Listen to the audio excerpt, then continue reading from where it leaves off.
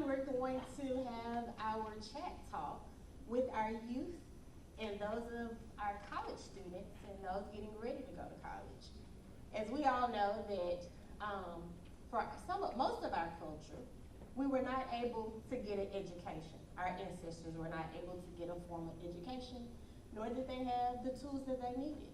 So today we have our panel of youth who will talk about some things to help prepare our younger generation as they prepare to go back to college, back to elementary, junior high, and middle school. So I am going to turn it over to Sister Ashley, who will be leading our panel this morning. Good morning. Before we start, we want to have a quick conversation on the importance of education. So why is education important? When you hear people ask this question, you'll probably hear the answers like, oh, you need an education to get a good job, or an education helps you understand the world around you. And while both of those are true, I believe that education is important for a greater reason. Education helps open your eyes. It teaches you how to think, how to question, how to seek information for yourself, and how to keep from being led astray. When we talk about education, we sometimes limit it to a 4-year college degree, but education can look different for everyone. It can be a technical degree, a trade, a degree in the arts or sciences, or simply the knowledge and skills that you gain through life, or what people call street smarts. Whatever path you choose, there are certain foundational things that you need to learn that back you up and give you the ability to build upon your knowledge. And once you learn something, everything changes. I was one of those kids that if you asked me in high school what I learned, I would probably tell you, nothing. But there was one thing that I was taught and it stayed with me. It was a quote that says, you cannot uneducate the person who has learned to read. At 16, I didn't understand it. But when I turned 20, I found myself in a situation where I knew what was right, but someone was telling me, you're wrong, it doesn't mean that, and I was thinking maybe I should just fold and tell them, yeah, you know what, you're right.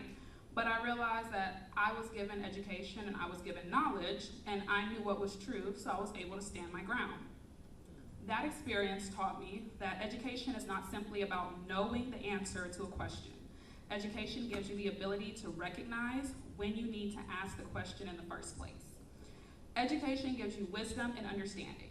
And when you gain wisdom and understanding, you begin to recognize people who value the same things as you. Education can help align yourself with like-minded people, and not necessarily people that think exactly like you, but people that value learning, growth, and wisdom. I think about the parable about the 10 virgins in Matthew 25. There were 5 virgins that were foolish and 5 that were wise.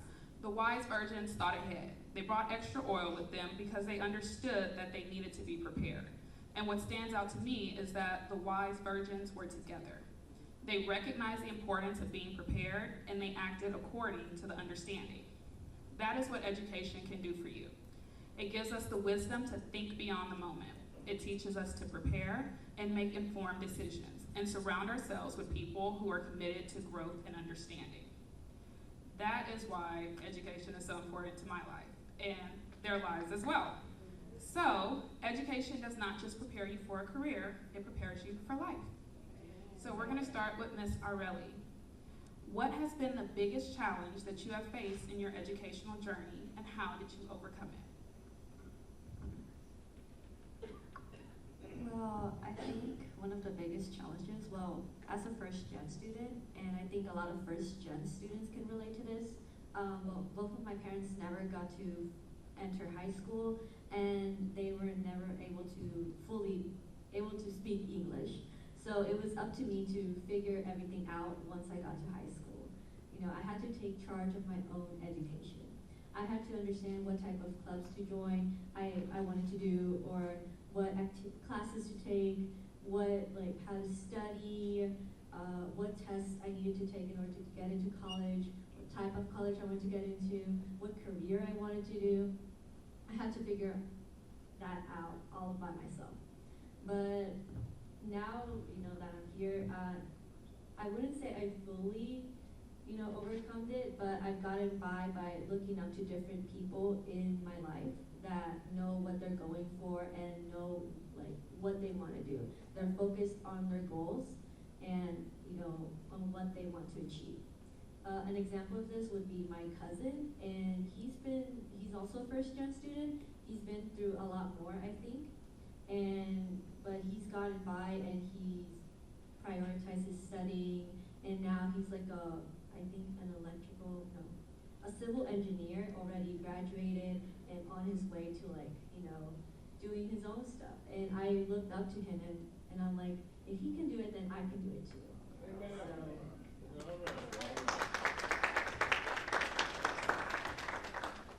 Ashi, what is one lesson that you've learned through your education that has impacted your life beyond the classroom? One lesson that I learned was that I just always had to keep trying, because in school, when you don't understand something and you're having a hard time, the only thing you can do is try. You can't just stop and just give up. You just got to keep on going and keep on pushing, trying to understand everything that you can, because if you don't, you lose that opportunity, and you don't want to lose that opportunity. You want to keep on pushing and keep on trying for whatever you can.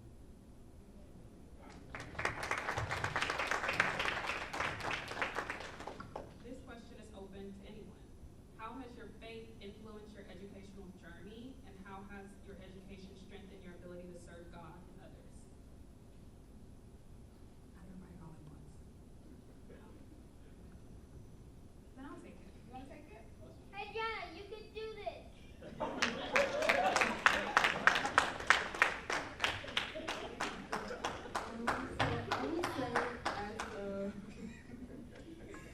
As a first-year college student, I really depended on God a lot, being 1,000 miles away from home, because it's not there's nothing my mom's not there, to keep me grounded. I'm around a whole bunch of strangers, professors that I don't know, and as much as I do love my support system and my friends, there's nobody like God, and so to be able to pray and ask Him for peace and for strength and for clarity, just being so far away from home, even in times that I felt like giving up, I think it's just what has kept me going educationally and is what's pushing me to continue going. Yeah.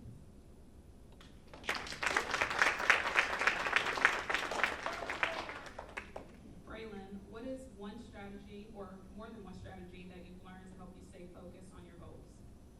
All right, more than one strategy to stay focused on my goal was to keep God in my life and to stick to what I love doing, which is football. First with God, studying, have to pray, gotta pray over what you want to accomplish, praying, say for a test, I'll study, but then get to the test, then I'll, a little nervous, do a little quick prayer, and I'll pass it. So, when you pray, you gotta, you just can't just pray and then don't put no action to it. You have to, God set you the example, go follow the example, and He'll get you through it.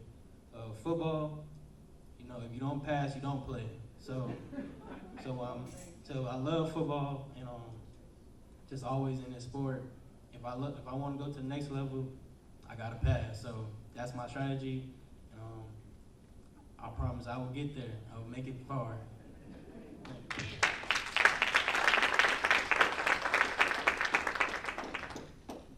Adriana, what can future college students do to find a community in a new environment?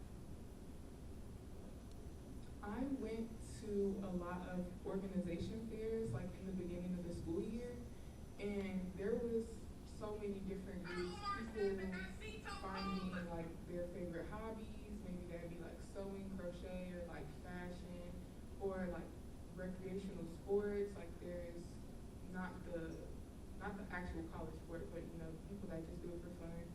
And that's also where I found my Bible study group, and they have a lot of outings in the city and within our own community at Oberlin. And I think also attending any campus event that you can make it to, put it on your schedule, and it'll at least put your mind on it. So if you think, oh, maybe I might not be able to go, it'll be on your schedule enough to where you have to make that decision to go and to put yourself in front of those people.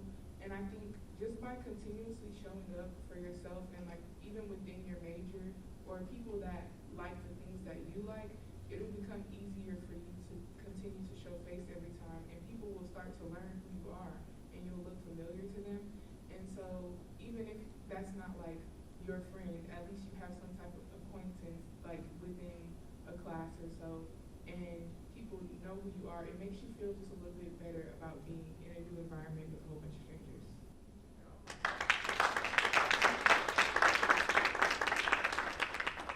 Our next question is, talk about a time that you had to overcome a challenge in college.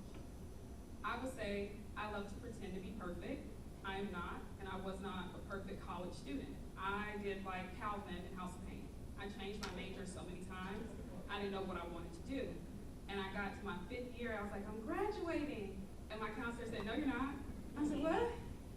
All the classes that I took, she said, we don't have enough information about it, so we can't give you those credits. You have to stay an extra year. So one time I was happy to be perfect, and I had every single syllabus that I had since I started college. I sat there and I told her, I'm not leaving here until you tell me that I can graduate. I'm not going to stay. I can't do it anymore. It's been 5 years. I can't do college anymore. I was able to be prepared in my life, and keeping all those documents over the years, that I was able to overcome that challenge. She was able to change my graduation date back to what it was supposed to be, and I was able to go back to class, and I was crying because I was like, oh my, if I have to stay, I don't know what I'm gonna tell my mom. I can't. But I was able to overcome it by being prepared. Our last question for everyone: what advice would you give your younger self?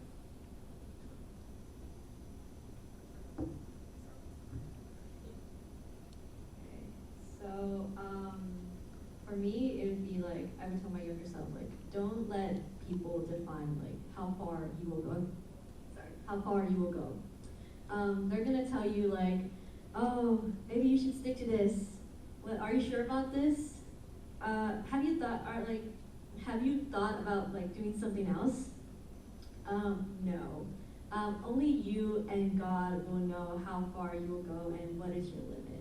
Mostly God will know, but don't let those type of people and comments, stop you from, going far and like stopping you from trying new things. Just surround yourself with people that they know that you will make it. I have friends at school, and I've mentioned to them like, hey, I wanted to, I'm looking into doing architecture. Like, they never, like, doubted me. They were like, oh, I can't wait for you to do my future house, and I can't wait, I'll hire you. And those type of comments just give you so much, like, hope, and they just encourage you, and you're like, yeah, I'm gonna do it, Yeah. So, that's advice I would give to my younger self.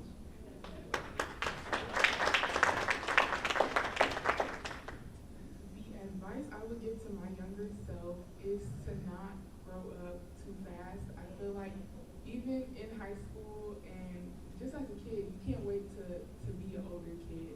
But with becoming an adult and like stepping out into the real world comes that independence, and you have to know how to advocate for yourself. And I will also tell my younger self, never allow anyone to like tell you or put you in a box and tell you that what you're advocating for yourself is wrong.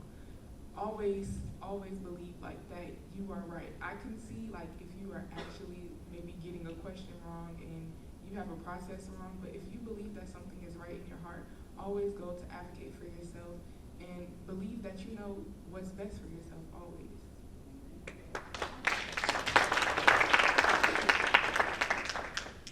I would tell my younger self to listen to my mom. If I would have done that, my life would have been a lot easier. And even today, I make mistakes, and I ask her, well, why didn't anyone tell me? She's like, I would have told you, but you weren't going to listen. So younger me and the rest of younger little people, listen to your mom. They're right. Your mom and your dad, they're always right. One thing I tell my younger self is just to keep going. It's going to get hard, but you never stop going. Like in football, you get tackled, you got to get right back up and make the next play. So just keep going, keep trying. God will get you through this, and you will make it.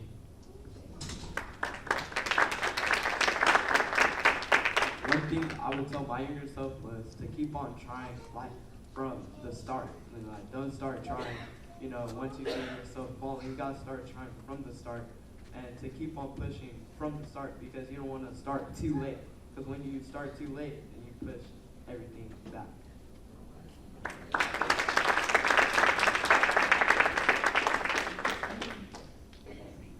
I feel like everyone in their responses today helped us get a better view on education and life as a whole. Education doesn't just prepare you for a career, but it prepares you for the rest of your life. Thank you.